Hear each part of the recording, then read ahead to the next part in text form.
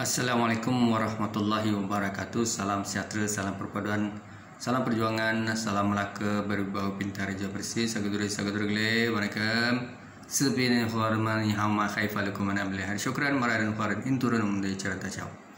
Tuan-tuan dan puan-puan, hari ini saya tampil lestari sebagai Presiden PKMIM yang ingin berkongsi berkaitan dengan bagaimanakah untuk kita memastikan golongan seorang saudara baru maupun disebut sebagai mu'alaf, saudara kita.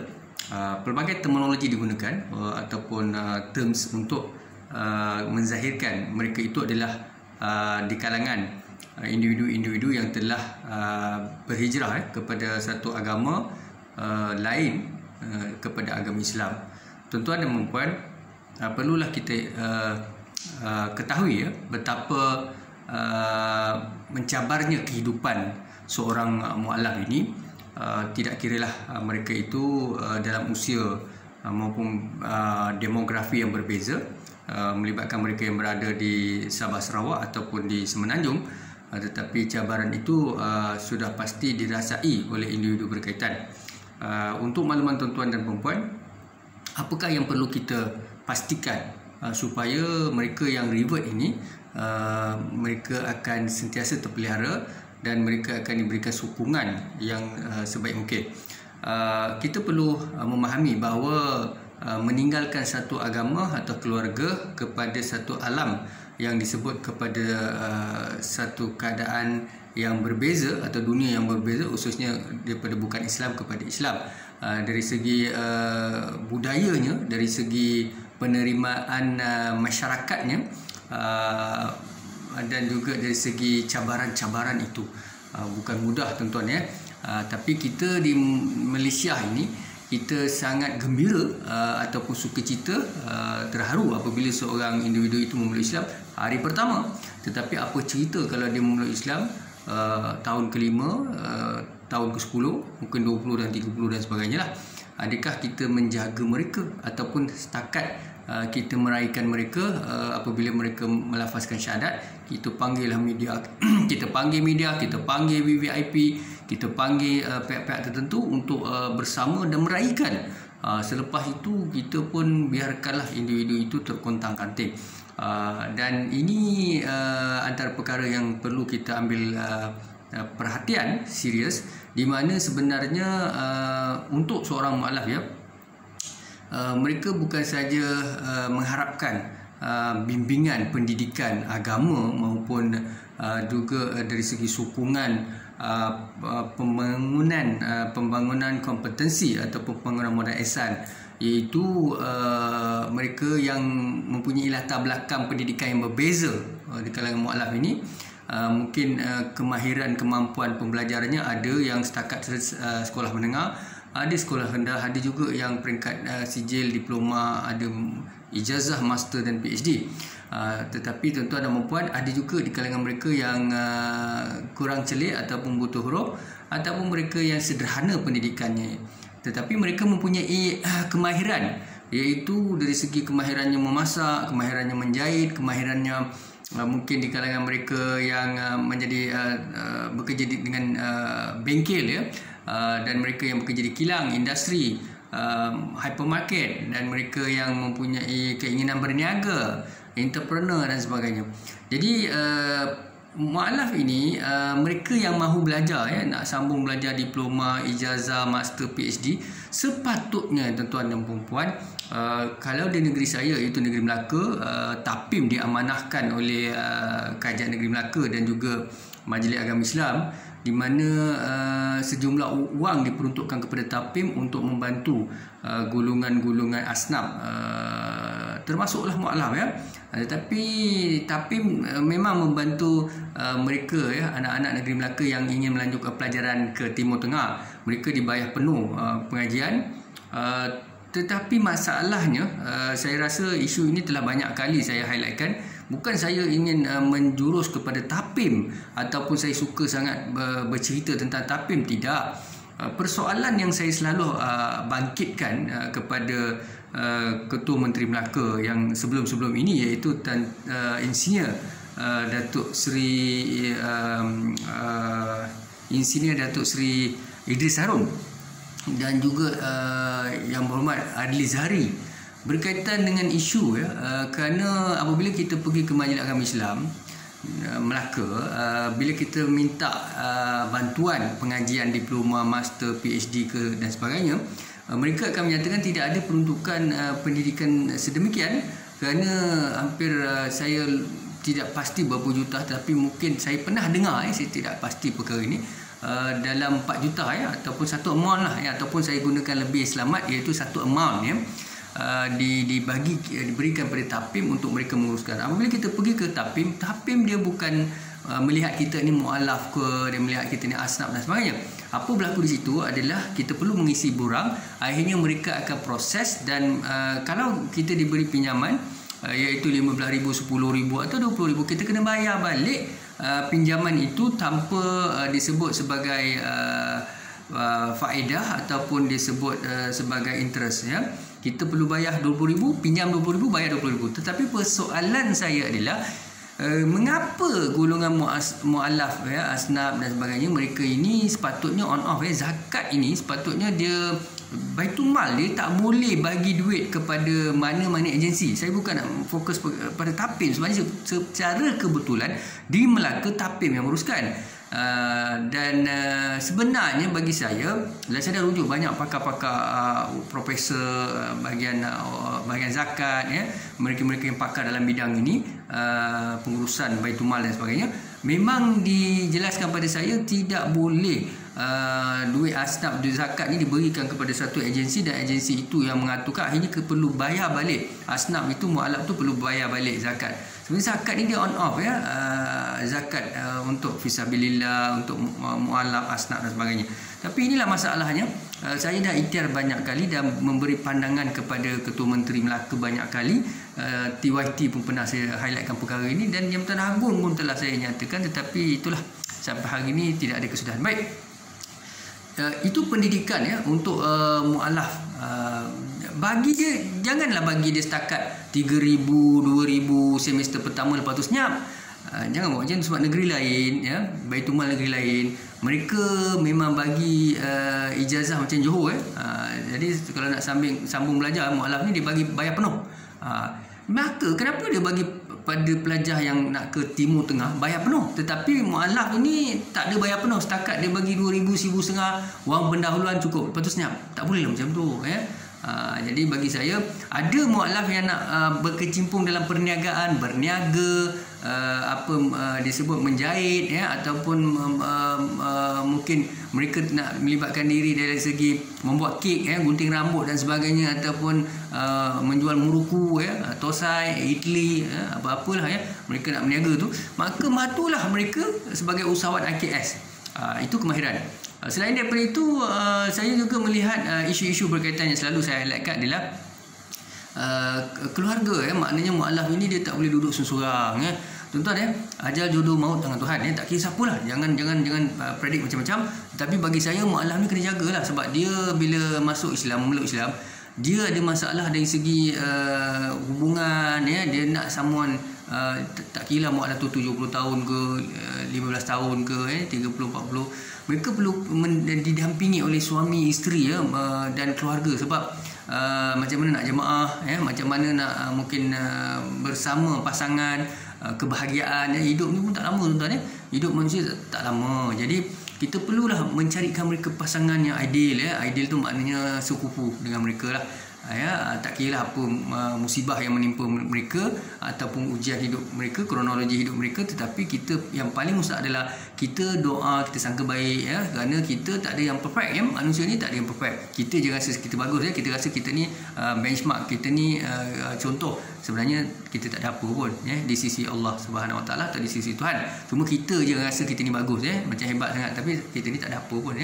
Jadi tuan-tuan dan puan, perlu jaga. Kemudiannya dari segi masalah-masalah, katakan mereka bergaduh laki bini, suami isteri, ada masalah dan sebagainya. Pusat tanggungjawab yang berkaitan siapa? Katakan pusat memang ada bahagian dakwah, bahagian undang-undang keluarga, bahagian penyiasatan, bahagian kaunseling, bahagian undang-undang apa disebut keluarga saya dah sebut tadi. Contohnya adalah satu unit tak kira negeri mana, saya tak nak sebut, nanti kan saya sebut negeri Melaka kan nanti jadi isu. Jadi ada unit-unit agensi-agensi Jabatan Agama, Majlis Agama ataupun bahagian kaunseling, bahagian dakwah dan sebagainya, mereka jaga. Jadi tuan-tuan dan puan, jadi kita perlu kita sebagai pegawai penjawat awam, kita sebagai ustazah, kita sebagai frontliner, kita mestilah menjadi frontliner yang efektif, efisien dan keterhadapan terkehadapan. Maknanya kita, sebab kalau orang lain yang membantu seperti NGO dan sebagainya, tidak salah NGO memang selalu membantu cuma masalahnya kuasa itu, kedudukan itu, atau kuasa-kuasa untuk kaunseling, kuasa-kuasa untuk menyiasat, kuasa-kuasa untuk memberi bantuan, kuasa-kuasa untuk mendampingi, memantau dan sebagainya adalah kuasa penjawat awam yang telah dilantik. Cuma masalahnya kita melihat di sini, apa yang saya melihat adalah penjawat awam yang dilantik, tak kira negeri mana, tak kira daripada Perlis, Sabah, Sarawak sampailah ke Johor, ke Melaka, ke mana, kadang-kadang masalahnya delivery sistemnya lemah, iaitu mereka kadang-kadang rasa macam berat, ada saya tidak fitnah, tetapi saya sebut ada segelintir yang begitu. Ada yang efisien, ada yang bagus, ada yang committed, tapi ada yang tidak mahu turun padang, ada yang ada kedudukan kuasa perlekeh dan sebagainya. Tapi yang efisien, yang rajin tu baguslah, kita doakan mereka ni menjadi contoh benchmark. Yang rajin tu kita bagi anugerah, anugerah cemerlang dan sebagainya. Kita kena bagilah menghargai, barulah mereka yang lain akan ikut, committed. Baik tuan-tuan dan puan, permasalahan kita adalah apabila mualaf membuat aduan, membuat kertas kerja, menghantar cadangan, mereka cuba berkongsi pandangan dan sebagainya, kita perlu meraihkan, kita perlu menghargai dan membalas surat itu. Seterusnya kalau mereka ada agenda, ada kepakaran dan sebagainya, pantau, masyarakatkan dan membantu mereka kalau mereka nak berniaga ataupun mereka mahu menjadi konsultan, bantu mereka, beri mereka peluang, prioriti. Kalau ada tender, ada projek, ada kelebihan, ada disebut peluang-peluang perniagaan dan sebagainya, bagi, utamakan mualaf, sebab peruntukan mualaf untuk mualaf. Jadi kita perlu berlaku adil dalam perkara ini, tetapi kita mestilah melayan semua mualaf setara, semua NGO setara. Jangan pula mualaf ini kita dendangkan, kita angkat, kita dodoi macam ni kan, kita cium-cium dia, kita bedak-bedakkan dia. Tapi mualaf yang kita tak suka tu, kita umban dia, kita pinggirkan dia, kita jumukkan dia, kita tak boleh lah macam tu. Islam tak pernah mengajar begitu, tuan-tuan. Selalu saya sebut, sebenarnya Islam ni dia bukan ada pada songkok, bukan pada ada jubah, ataupun dia sebut serban ke, ataupun dia sebut tudung kita, produk kita, bukan. Atau Al-Quran yang kita bawa. Al-Quran ni memang memberi kita syafaat dan sebagainya. Alhamdulillah, kita bersyukur kepada Allah Ta'ala dan kita minta Al-Quran melindungi. Tetapi bukan itu, tuan-tuan. Sebenarnya Islam ni adalah perlakuan kita, tanggungjawab kita, integriti kita, perbuatan kita, sikap kita, kerjasama kita. Apabila kita ada kuasa, berlaku adil pada semua orang. Jangan cakap lain buat lain. Ini tak betul. Bagi saya, apa yang berlaku adalah kita perlu assign the right person to hold the right position in the right moment. Maknanya lantik orang yang sepatutnya pada masa dan tempat yang sepatutnya. Tak kira lah dia siapa, dia profesor ke, dia cikgu ke, dia polis ke, dia immigration ke, dia custom ke, dia Perdana Menteri ke, dia Mak Menteri ke, dia ustaz ke, dia ustazah ke, dia pegawai ke, dia siapa sajalah, PAH ke dan sebagainya, kerani, ketua kerani ke, amil memetik zakat ke, siapa saja tuan-tuan. Pastikan orang yang sepatutnya, orang yang karisma, orang yang ada integriti, orang yang efisien, orang yang committed, orang yang serius, orang yang mempunyai dasar warsa, orang yang mempunyai idealisme, orang yang lestari. Lantik orang yang sepatutnya. Bukan kita lantik rakan kita, kawan-kawan kita, mentang-mentang kita rapat dengan dia bertahun-tahun, 50 tahun, 30 tahun, kita dengan dia minum kopi, makan sama, sarapan sama, kita jadi adik-beradik main tepuk-tepuk dan sebagainya, kita lantik orang tu jadi ketua. Tak bolehlah ketua unit, ketua bahagian dan sebagainya. Sebenarnya kita memilih seseorang berdasarkan ilmunya, berdasarkan kebolehannya, berdasarkan integritinya, berdasarkan dasar warsahnya, berdasarkan blueprintnya. Jangan kita lantik kawan kroni dan sebagainya. Akhirnya sistem itu, bahagian itu akan jadi macam tu. Tuan-tuan dan puan, saya nak beritahu satu perkara lah ya. Saya yang bercakap selalu ni bukan saya bercakap daripada tahun 1994 sehingga 1994, umur saya 19 sehingga hari ini umur saya dah 45, 2020. Saya tak pernah mengharapkan jawatan, tetapi saya pernah mencadangkan kalaulah orang lain dah tak boleh buat ya, sistemnya begitu tonggang langgang ya, tak boleh nak smooth, delivery tak boleh, tak apa. Kalau dah rasa tak ada orang, bagi saya peluang. Bagi saya dalam 2 tahun lah untuk saya buktikan, untuk saya bekerja ya. Tak payahlah pandang saya. Kalau tak nak, tak rasa tak berkenan, tak apa ya. Tak kenal maka tak cinta, tak apa. Cari orang lain. Cari orang yang berkarisma, orang yang lebih disukai dan sebagainya. Pastikan bila tuan-tuan ambil dia, lantik dia, pastikan dia buat kerja betul-betul ya, telus, adil ya, berintegriti. Tapi kalau orang tu tak buat kerja tuan-tuan ya, main-main, lepas tu pilih kroni ya, melakukan perkara yang sama, salah guna kuasa, nanti nak suruh saya duduk diam tak boleh lah ya. Jadi saya tak kacau orang, tapi sikap saya adalah sentiasa memantau dan sentiasa menasihati, memberi pandangan. Tetapi kalau dia tak nak buat kerja, tak nak ubah, maka saya akan tanyalah pihak atasan, ni cerita apa ni? Kamu yang lantik dia, kamu yang nak sangat dia, tapi kenapa jadi macam ni? Jadi nak kerjasama, kita kerjasama. Tuan-tuan lantik siapa tuan-tuan nak tak ada masalah ya. Bagi saya selalu sebut ya, lantiklah orang yang sepatutnya. Di Malaysia masalah kita macam tu ya. Lantik kroni ya, suku sakat ya, maklum, pak ngah, kawan ya, engkau, aku, awak kan. So orang-orang ni dilantik, tapi besoknya integriti macam mana? Ya, dari segi delivery dia macam mana? Ya, jadi perkara-perkara itu mustahak. So kalau nak jadi negara maju, kita mesti ada first class mentality. Kita perlu ada critical thinker, and then delivery kita efficient, berintegrity, accountability, jangan korup, jangan rasuah secara langsung atau tak langsung. Dan juga jangan bila orang teguh, jangan sombong ya. Kalau saya jadi ketua jabatan, saya ditegur, saya terima. Tuan-tuan bagilah saya dulu, bagi jawatan dulu bagi jawatan, tengok saya buat apa. Adakah tuan-tuan tegur saya diam?